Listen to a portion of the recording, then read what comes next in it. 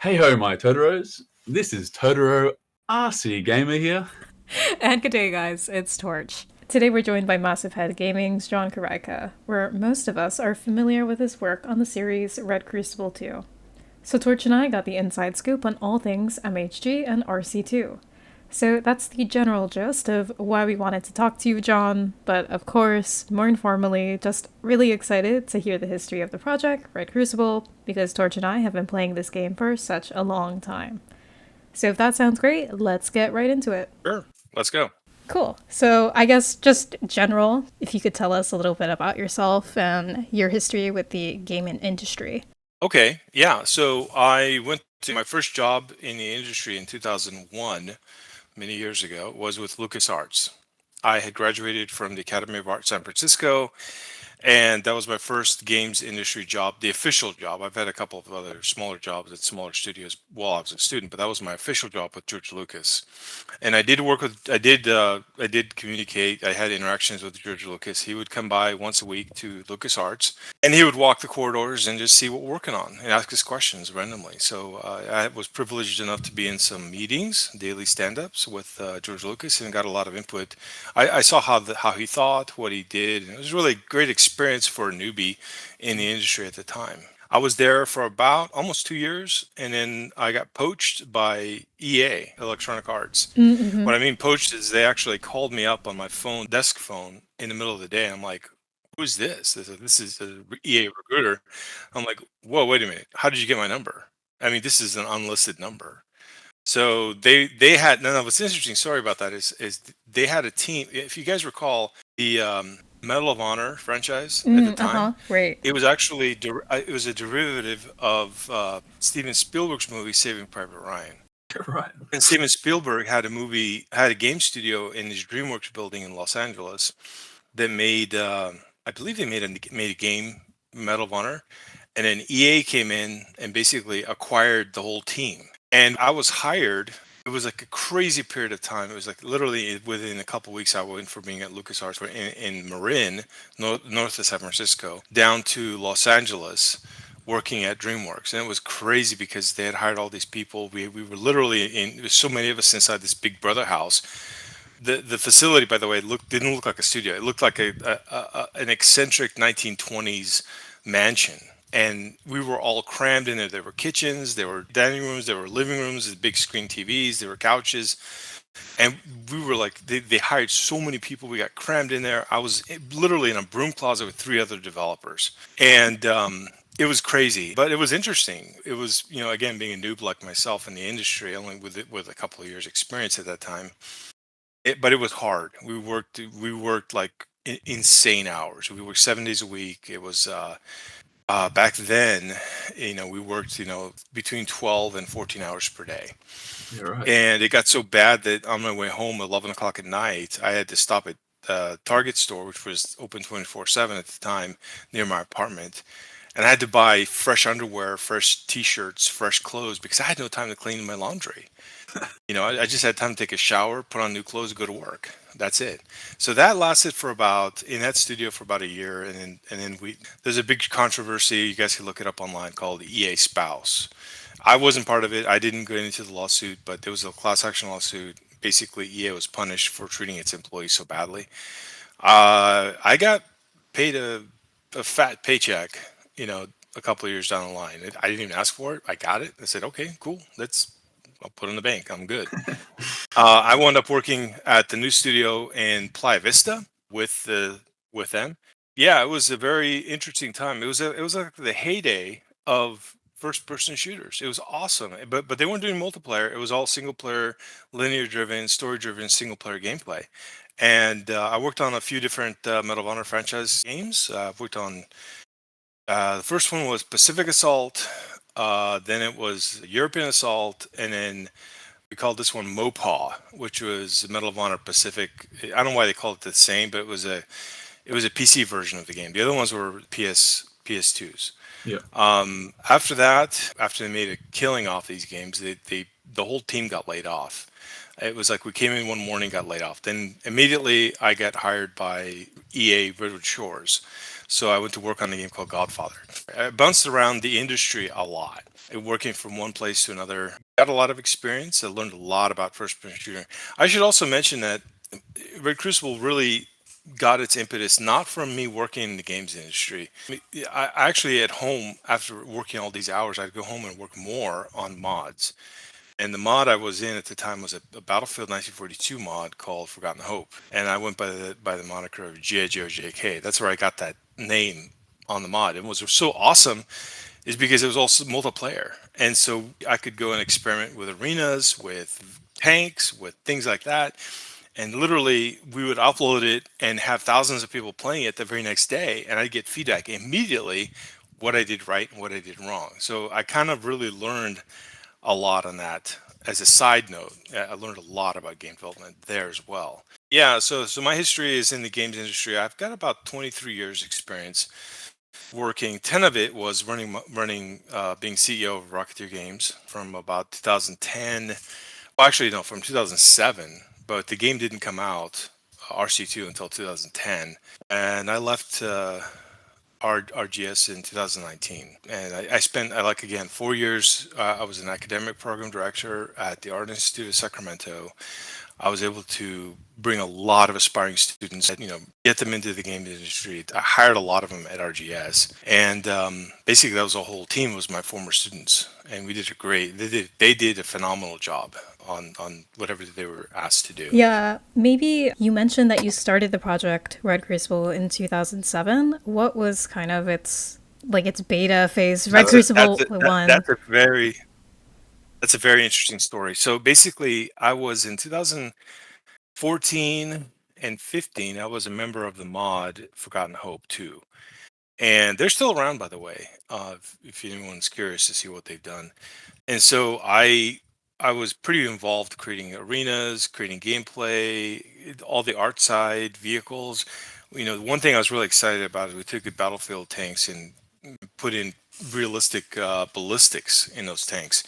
So we had Tiger tanks and Panther tanks that really were a monstrosity on the battlefield compared to the Shermans and M10 tank destroyers. So players literally had to learn new tactics because of the mod, which was awesome. You'd be able to play the game and see exactly how innovative players get. They're like, oh, well, I can't do a frontal assault, I'll get destroyed. So they figure side routes and ambushes and things. And they started using aircraft and combined arms army. That's where my whole, I would say, interest in this combined arms gameplay became a thing.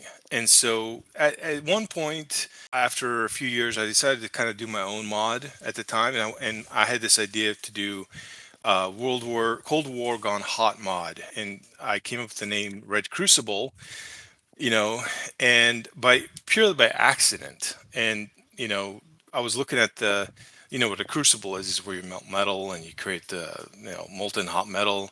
Yep. And there's a saying, it says your character was basically created in the crucible of war. And to me that was like, oh dude, that'd be an awesome name, Red Crucible. So it's literally a red crucible. Yeah. And that's how I came up with the name for Red Crucible. But after a while, after I started realizing that, EA claimed that if you use their mod editing engine, which is the Battlefield 2 engine, they own all your content because you're using their creative engine. I decided, it's like, well, I have nothing against EA, but there's no way in heck I'm going to give my assets to them. Forget it. And so without knowing exactly what the heck I'm going to do, I decided to embark on my own and come up with a standalone game. I had no idea how to do it. I didn't have a team. I didn't have anybody. I was just an artist and designer, but I went through that path and said, I don't know how, somehow it's going to become a game. And it took, it took a while. So by 2000, and actually I started working on this in 2005, many years ago. And by 2007, I sold a condo I had in LA, and I was able to get enough money to start a company. And that's when I founded RGS in 2007. And RGS was kind of dormant until 2010 because I had no way of creating anything because I didn't have an engineer. And I originally, fun fact, I wanted to use Unreal to create the game. And I had done a lot of work building environments and assets and everything, materials in Unreal. And I actually called Epic one day, believe it or not, true story. And I wanted to inquire about how much it's going to cost to license Unreal, because back then Unreal was not free. It was very expensive. And I set up an appointment to talk to Epic's VP, Mark Rain, because I guess that's really kind of doesn't happen a lot, but I happen to catch him. And I told him about the game, and he told me, hey, John, give it up. Forget it. You're not going to make this game. It's like, do you have $3 million right now to give us to get an Unreal? Then you need a publisher with an additional $10 million to pay for your team, to pay for all the work that needs to be done. And that was like, wow, he shot me down real fast. That's a lot of But capital just to start. Exactly. Back then, indie games were not a thing. It was expensive. There were no free game engines. There was nothing. You had to pay big money. And I was like, oh, well, thanks for your time. And, but I didn't let it stop me. So this was in 2007 that 2008 that I talked to Mark Rain. Well, that was basically before like Fortnite 2011. They had that game jam, right? That popularized that series. So that's crazy. That was even before the FPS stuff was really getting going on Unreal, right? It was. Well, they did have the Unreal Tournament, which was kind of like that was kind of the games that they put out. And so basically for me, it was like I went into this valley of despair for a few years because I realized that I don't have the wherewithal to do what I envisioned and what I wanted to do. But that didn't stop me from building assets. I still kept building assets, tanks, houses, trees, whatever. So at some point in the future, I figured, well, when we do get around to making a game, I'll have the assets ready and we'll be out the door really quick. We'll have a game ready to be played immediately after we get to that point. So what happened was in 2010, I put out a call on Unity's. I should take a step back. Unity 2.5 came out for Windows. That was a game changer at the time because I was used to working with Unreal, which was, even back then, it was a very complicated engine. And one person at that time couldn't really create a game with Unreal. You need to have a team of engineers. If you wanted to do multiplayer, you needed a multiplayer engineer. If you wanted to do accounts, you had an accounts engineer, the back engineer, front engineer, animation, integration engineers that have to work with the animators. I mean, it was pretty complex. And I had worked for studios where we made games with Unreal. It required big teams and, it required lots and lots of funding. So when Unity 2.5 came out, it was a game changer because I saw it. I saw an article about Unity, and they had gone from running only on a Mac to releasing a Windows version. I was like, holy cow, let me take a look at this thing. So I literally, in one afternoon, I got my arenas from Unreal to Unity. I mean, they weren't perfect, but it was in there. And it was there. So the very next thing I did, I saw that this was the thing I had to capitalize on. This was the key. This was the big aha moment. And I went and put a request for an engineer contractor on Unity's forums.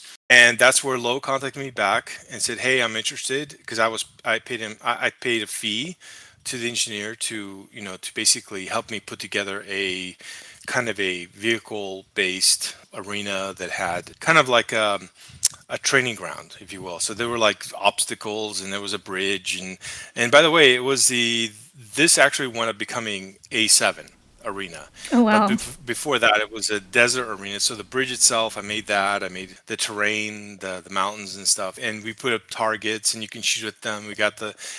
He was such a talented engineer with Unity. We had a prototype working within a week, and it was, at the time, it was browser based because Unity had a plugin for the browsers, and so we put it on Facebook, and that's when everything just took off. Because there weren't a lot of games yet that were that 3D, intricate, that were available to be played on a potato on Facebook, and so people really went wild, and that's where after that, as they say, we were off to the races.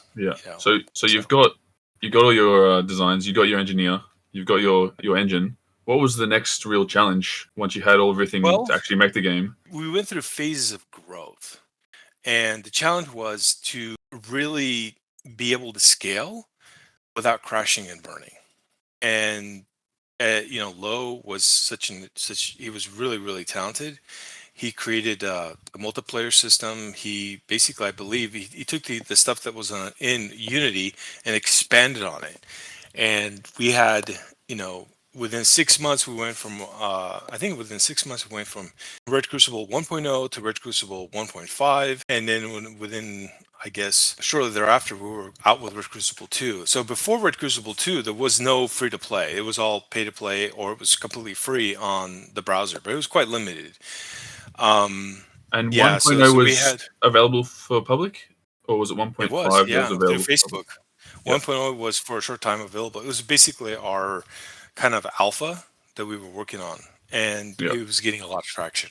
Yeah, it was just the fact that it was available. A game like that was available on the browser on demand on anybody's computer. That's what really that's how you got me into Totoro. That and being on the Apple Store was. Yep. Oh yeah. So when 2.0 came out, we actually got contacted by Apple because we had 1.5 on Apple, version 1.5, and 2.0 came out. Apple reached out to us and said, "Hey, we want to feature you guys." And we're like, "Oh, hell yeah." And they featured the game, and we went for, I remember it was February 24th, I believe. What year was it? 2011? No, wait, it was 2012, February 24th. I think it was that year. I don't remember 100%, but it was like we went from being 20 players a day, and one morning our servers were down. And I was like, why is the servers down? What's going on? Are we getting attacked or what's going on? No, there were 24,000 people trying to play at the same time, and the servers couldn't handle it. And so that's where we went. Is that because you were like on Apple's App Store homepage or something? Is that? It's because we got featured by Apple, and we also got featured by Facebook, and we also got featured by Kongregate. So we had a ton of players. We at one point we were getting, I think, somewhere around 80,000 new players a day. No advertising. Did Kongregate reach out to you guys to feature on their site, or did you guys? We actually went. We got invited to their offices to kind of meet the people. Yeah. So we met them at GDC, which is Game Developers Conference in San Francisco. We got invited to their offices in San Francisco to visit, and they had, obviously big San Francisco tech offices. We got to meet the CEO, the people in charge, nice people. Yeah. So we were like immediately we were so popular. There was. I think what the fact was is it's really hard to make a multiplayer game to begin with. It takes a lot of effort, takes a lot of time, content, and because we had a head start, because I've been building stuff since 2005. So when we wound up releasing the game, we were able to release pretty quickly because all that content was done. And did Kongregate want to have their own servers, or was that like just we'll give you the game, but it has to be all the same English servers? We had our own servers. We had our own server set up and everything with Kongregate. Kongregate wasn't really a publisher; it was more like a platform. So they hosted our game, and obviously they had their own ecosystem on their platform. We had to be conformed to their ecosystem, which took a little bit of work. Not much. It took a little bit of work to kind of get our game ready for them, but it paid off. But yeah, we were pretty much running our own servers. We have some Red Crucible questions, some other ones that we had particular to like some of the features that the game had. Long ago, there was this like myth of this clan store. Were there any plans for it, and where did that come from? Oh my goodness. Now, first, let me say, kind of preface what I'm going to say is I can't speak with any real authority about what's kind of currently in flux with RGS or their new game War Trigger. But I will talk about previously when I was at RGS. And so there was a lot of talk when we were growing as a company, and there was a lot of ambitious ideas that we had, clan stores, different game modes, the ideas were endless. Where we kind of hit a wall was with Unity had a lot of how can I put it? They had a lot of deficiencies. Like there's a lot of stuff we couldn't do at the time. I think if what happened was the player base, if they had like demanded something, whatever that was, if it was enough of them, we would have found time to do it. But at the time, it just wasn't a priority. I remember building everything based upon player, what they were requesting. So all the coins in the clan store are all just gone. Yeah. I mean, I wasn't really part of that decision-making part of it. I was more in the creative design. But yeah, I mean, things happen. It's like, it's not like anyone sets out to do anything. It just, again, being a small studio, that we were basically crushed with all these fans and all these players, and it was just, it was kind of overwhelming a little bit. And you got to prioritize things over other things. Right. So how big for you guys was Facebook gaming? That was pretty big. Was that like I don't 50% of your players, 70% of your players? Was it like? I don't recall how many percentage of players, but it was a big part. It was a big part of players. And obviously back then, I remember seeing, I don't know, was it 3 million likes on the Facebook page at the time? Yeah, so I remember it when we hit 1 million, that became a big deal. And then we hit 2 million. It was a big deal, but wasn't as big anymore. But when we hit 3 million, then it kind of came like we noticed it. I noticed it, and it was like, wow. I'm not sure what happened to Facebook, why they stopped gaming. Yeah, there was a lot of Did you have any things that happened. big contacts at Facebook, or was that just purely like you put the game on? No, we didn't have any contacts. We literally we just page on Facebook and just grew by itself. Now, if you were to try to do the same thing, you're not going to make it. They would never. I mean, anyone, because everything has become sort of pay to win now. Like people hate pay to win games, but the unfortunate part of it is everything else that supports the game is pay to win. It's like, you want to get players in your game. Well, guess what? You're not going to get any players unless you pay big money to the platform to give you the players. It's like a spigot. They don't open up the spigot to have the water flow unless you pay them. It's like they control it. And same thing with the Google, same thing with Apple. Everyone has this kind of like segregated garden where it's no longer a free landscape where people can go from one place to another. That's what I was so excited about the early days of browser-based, because you could literally cruise the internet and find all these games to play. Now you can't do that anymore. Now you're stuck in the Play Store, you're stuck in Apple, you're stuck on this platform, that platform. Oh, they'll have algorithms now. Now you have to worry about algorithms, and you got to worry about, names, and especially with like mobile, you got to come up with these crazy names for your games. Games like tank shooting games, or a tank shooting game. It's like, what kind of name is that? And it's like, well, they have to use that name because that's how the algorithm works. The algorithms is king. What's the 10-year-old going to type into the top bar? Tank shooting exactly. game. And we didn't have that problem back in 2010, 2012, 13. Even 14. It was fantastic. It was like you're in this vibrant community of game developers that there's nothing holding you back. Unfortunately, that ecosystem is long gone. It's gone with the dinosaurs, basically. So you obviously had Facebook gaming, but you also had other servers. There was the Russian one, a Brazilian one, a Turkish one. How did they work? And was there any plans to have more? Did anyone reach out to you? What was the go with that? So all of these publishers reached out to us and said, hey, we want to host your game. Your game is super popular. It's really great. A lot of our players in our countries are playing your game. So in essence, what they offered to do is basically host the game on their servers in their countries, respectively. They said, we're going to have our own customer service teams that speak the language, understand the culture. All we had to do is provide them with a localized version of the game, which just meant translate it to their language and to set the game up on their servers. And they had their own admin panel. They had their own they would have full control. So we didn't have any say on how they ran the game. They would run it based upon how they thought they should run the game. Gameplay mechanics were all the same, but running the promotions, running the customer service, running all that stuff, that was their responsibility. I remember joining the Brazilian server, and that was like the Wild West compared to the American ones. It was a completely different. So I think it was a UOL was the company that we signed a deal with originally, and they got acquired by Boa Compra, which is a good company. It was like Brazilian's version of Google, and things were going good for a long time until later, and they decided, well, we're changing our business plan, we're going a different direction, we're not going to really host games, and so that led to it changed hands from them to GameSpot, and didn't last evidently very long. And what was funny is when the game collapsed on these servers, like the Russian server as well, and the Chinese server, we got blamed for all the the unfortunate situations that these publishers ran into. So I was like, well, we didn't really do anything as RGS. We gave it to them to run, and they could, for whatever reason, it just failed on their end. We still had our games up, but they failed. So especially with the Russian server, what killed us with the Russian server was the war in Ukraine in 2014.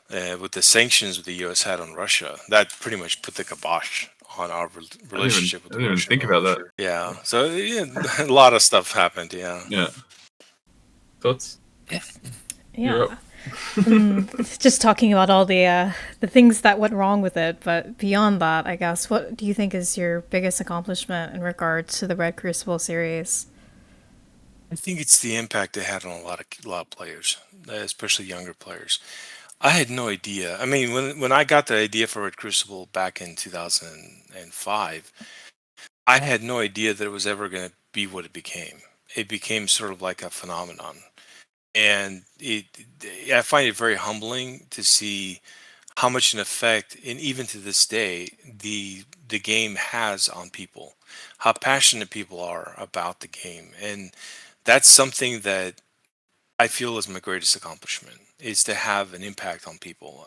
That's the thing that I'm going to probably cherish for the rest of my life, is that accomplishment to have. And it was not something I set out to do; it just happened. And I don't take credit for this, for myself 100%. Again, there was a team behind it, and everybody who worked on it and did it together gets credit for it. Yeah. And that kind of legacy shows with how, even though there wasn't much done with it when it came out again in 2018, it was still popular for a while because it affected a lot of people. It was a game that when you couldn't play any other game, there was Red Crucible because of it could run on any computer, sort of thing. It was so unique in that sort of regard. Yeah, and I think the Unity game engine was the key behind that. Because the game engine was the perfect game engine for a game like that. Right, was it the Yes. only game engine that was allowing releases in both Mac and Windows? It wasn't the only engine, but it was very fast prototyping abilities. It gave us the ability, like I said, to prototype quickly, to get iterations out quickly. It wasn't clunky. It was very streamlined back then, and that was the heyday, in my opinion, of Unity, and we took full advantage of it. And so with RGS, how many employees did it have at its peak? Because obviously when you started, it was what, 3 or 4 people. Well, when we first started, I should say that while we were starting RGS, I had worked as an academic program director at an art college. I was overseeing a game design program and a media arts and animation program, 2 programs. And I also taught a lot of classes. I got a chance to meet about hundreds of students. And, as being the academic program director, I evaluated each one academically, and I kind of was able to identify students with real potential. And so what happened was, after they had graduated, I offered them paid internships to work for me as they were like seniors in college. When they graduated, it converted to a paid salary position. I think I had hired about 16 former students that worked for Rocketeer Games Studio. So I built up a team, and I also hired a game designer that was a friend of mine who had worked for Sony and EA, and his name was Gerald, and he had a big hand in sort of creating the multiplayer system in RCF. It's a lot of people. We were able to pay everybody really well too. That's why I was very happy, because we had game studios in our area, and so I wanted to make sure that they were paid more than the other game studios would pay them, because I didn't want to lose people at that time. And that's how we were able to get RCF out the door so quickly. Like literally within a year, we finished the whole game.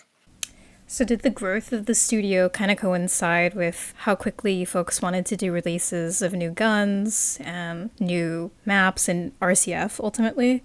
Well, since I was back when I was at RGS, I was in charge of that part of it. Like, my job was to not only kind of be the CEO of the studio, but I also had promotional people working with us on our team, and we kind of came up with a release of content. We did three releases per week, and it was very intensive. But that's what resonated with the players. So I came up with the idea that could do like classic guns from like World War II, and then we had prototype guns, and then we had guns on sale. In a very short period of time, we had created hundreds and hundreds of guns. I think we had more guns than most other first-person shooters. But that actually was a formula that we developed back in the early days, and it stayed constant throughout the game when I was there. So it didn't really matter if it was RC2 or RCF or whatever. It was basically the same pattern throughout because the players got used to it, and a lot of people would look forward to the day and new content was released. And yeah, so So that's how things you had worked. your World War II guns, and you had your golden AKs. You had the full spectrum of. We had now. What's interesting is what Lo had done is it created a custom analytics. So in many ways, we were way ahead of other companies at the time. We had created analytics, like deep analytics, which showed us what doesn't matter what the players say. We look at what they do, and we were able to look and see what they were doing, where they were spending their money, where the attention was, what things were hot, what were not. And so I used that data to decide what we were creating. And so we would, when you say golden AK, the golden guns were like were blingy and they were really popular. And so we just made more, but we didn't flood the market with it. We just said, hey, here's additional ones, and they were always a hot thing. We made some mistakes, and we kind of did our best to rectify those, and we did. But yeah, it's like a normal course of doing business, with the game. 100%. Do you remember what like the second most popular series weapons that you folks had? I wouldn't say it was a series that was popular. Well, definitely the World War II series was popular. In fact, I see War Trigger actually still has them, like the BAR.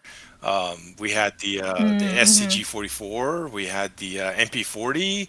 I haven't seen the MP40 in War Trigger 2, but the new War Trigger. But I did see some of the other ones that were really popular back in the day. But the one that was infamous, that I don't know why it was infamous, was the Hellraiser, which was basically a kind of like, souped up M60 machine gun. That was like crazy popular. People were like saying, oh my God, that thing is like OP. And like, not really. I mean, its stats are equivalent to like the regular M60, but it just looks wild, and I think it was the looks that kind of gave it a reputation. Yeah, there are definitely people who still ask about that. I would assume so. Yeah, I'm not surprised. And also the Sega 12 was like really popular. Boy, that one That thing caused us was a lot of disgusting. problems. That was disgusting. Turn around a corner. Right. Trauma from that. Yeah. And the Panzer, I think you had a secondary which had a grenade launcher.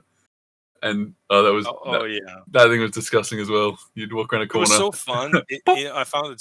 See, this is the thing I want to. Speaking of my new game, I want to make a clear distinction that my new game is not going to be anything like Red Crucible was. As far as if you have to look at Red Crucible, and you have to say, okay, that Red Crucible 2, Red Crucible Reloaded, and whatever. Those are great games for the time they got released, and there's people that are still fans of that game, which is great. I'm glad.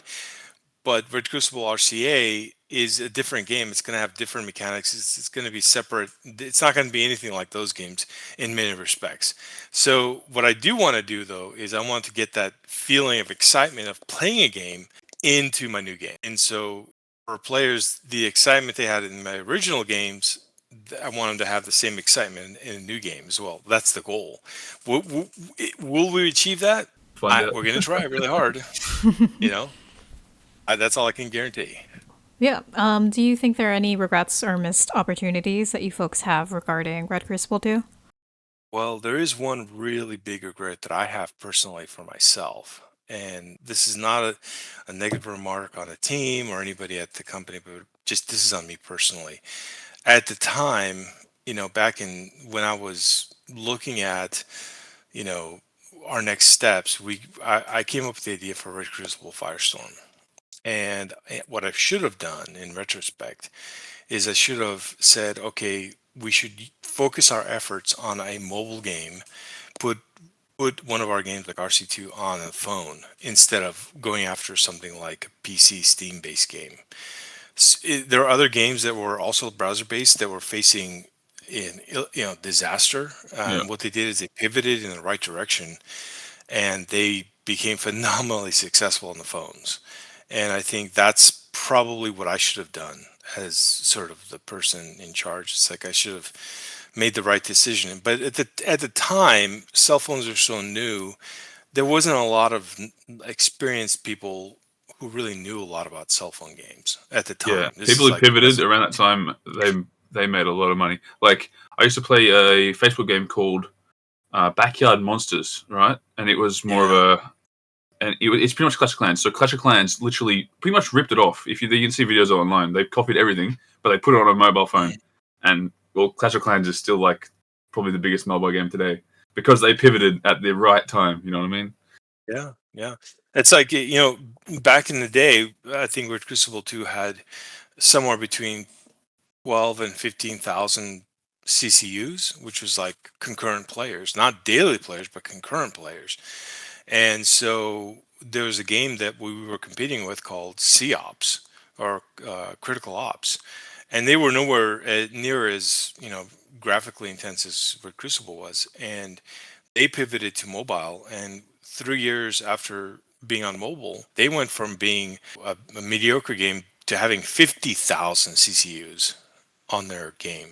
So that's phenomenal. I think they're still around today. I don't know how popular they are, but that was like, after seeing those numbers, I was like, oh wow, I wish we had pivoted to mobile. Hindsight is would be a good thing to have. That is the worst. It's 2020, right? And yeah.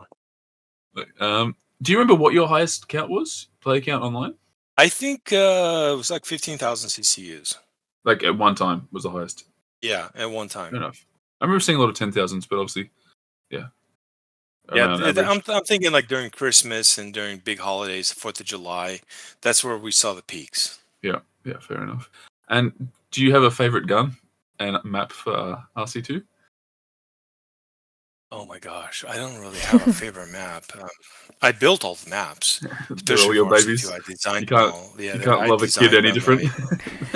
They're like children, exactly. You can't love one more than the other. You kind of love them equally. What about the guns though? Any favorite you would use if you were jumping on to test something? I like the Groza and the what was that gun? The really popular one, similar to the Groza. Well, it had the Reaper was the competition to the Groza. You either used the Groza or you used the Reaper. Yeah, I just never got into the Reaper itself. I don't know why. It just oh, you're talking about the appealed to me. Spec Ops? Spec Ops was the other silenced. That was a fun gun, yeah, but still, it didn't have the character of a Groza. Yeah, the Groza had kind of like a personality. People love the Groza. There were people that used Grozas and there were people who used other guns. It was kind of like one or the other. Did you have a favorite map to build? I didn't have a favorite one. I would say I experimented a lot with different maps designs, and for the most part, I remember building a map that was I think it was called it was a big open map, had the big villages and towns, and I think it was called Sledgehammer, and I had a lot of fun making that map. But players still preferred, the infantry only maps mostly, from what I've seen. It's like there were players that preferred vehicle open maps, but there was more players that preferred like Red Dawn and Kiev, Favela, and I had a lot of fun making Favela, by the way, because I actually used to listen to Favela rap music to really get into the mindset of what it was like to be in Favela. I mean, and I would listen to that, and I would build the environments. 10% map and like 90% background. You would have spent more time filling in the outside of it. Yeah, exactly. Yeah. Did you make that map because of the large Portuguese Brazilian player base, or did that come before or after that?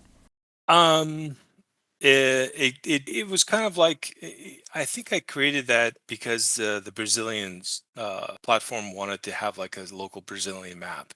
And I remember talking to them, and we came up with creating a favela map because they wanted to like portray the iconic Rio de Janeiro, Sao Paulo, kind of the gritty parts of the city. So that's how we came up with the map idea. Definitely played like that. It definitely felt you were in there. Very informed by place, yeah. Around about, I think it was 6 months. It might have been like in November of 2014. There was you guys did a balancing week in Red Crucible 2. I wasn't really part of that. Gerald was behind it because he felt like the guns were imbalanced, and you could argue that they were imbalanced. And they definitely were. It definitely was spiraling. Yeah, but I wasn't part of that. I kind of let him because he was the designer at the Yeah. time, and I just hired him, so I let him kind of spearhead that. Was that a crazy week for RGS? Because it probably would have been a lot Every week was a crazy week for us. Every week, something always came up. One of the fun fan questions that we have. Let's talk Ghost. Can you confirm that this was a thing in the Red Crucible Firestorm or 2 series? And what other Easter eggs did you folks have hidden in all the maps? But yeah, I can talk about the ghost. The ghost, I had nothing to do with that decision to do that. My artists at the time, they actually made it as a joke, and their intention was evidently I was the ghost of Red Crucible, and I was sort of like swinging on a swing in the kind of like Easter egg, hard to find location. They also had ghosts that would appear in the windows in the houses in A7 randomly. So if you happen to be looking at a specific window, the ghost would appear and then disappear.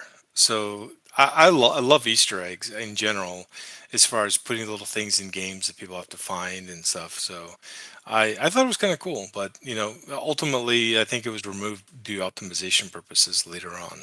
So, just quickly, obviously you left RGS in 2019. Hmm. What else? Obviously, you walked away with the name. Did you walk away with anything else? I took the Grimrock IP in the intellectual property. I actually worked with a pretty renowned composer in the films industry called Steve Mazzaro, and he created a soundtrack for Grimrock, a pretty interesting, amazing soundtrack. He did all the music for Firestorm, the original music for Firestorm. He did that. So I walked away with the IP for Grimrock. I mean, the whole kit and caboodle, all the art, all the designs, audio, music, everything. Also, I took the logo for Red Crucible, the name. It was already my copyright because I'd made it before I had RGS founded, and I never technically officially transferred the rights to RGS, but still, it was used in the Yeah. game, so we had to go through a legal firm, lawyers to basically officially make it transferred to me. RGS still has, their rights are to the original arena designs, the original art. They composed the games originally. They own it all, not us, and they have the rights to that 100%. That's why they changed the name to War Trigger, because they needed to come up with a new name because they couldn't use Red Crucible anymore, and that's where the name War Trigger came from. I guess first question: what are your plans for the future of Red Crucible? Obviously, you've already made some other games already with the Red Crucible name, but going forward, what is the plan? That's a good question. I tried to explore different genres, different game genres, RTS, vehicle-based gameplay, and I was successful in making those games after leaving RGS with my other companies. But it seems like the players doesn't those games don't resonate with the masses. I'm not talking about RC2 players. I'm talking about the masses in general. And that's just a preview of the next part, where we talk to John about Red Crucible Assault. You can track their progress on the game in the Discord, linked below, so keep an eye out for part 2.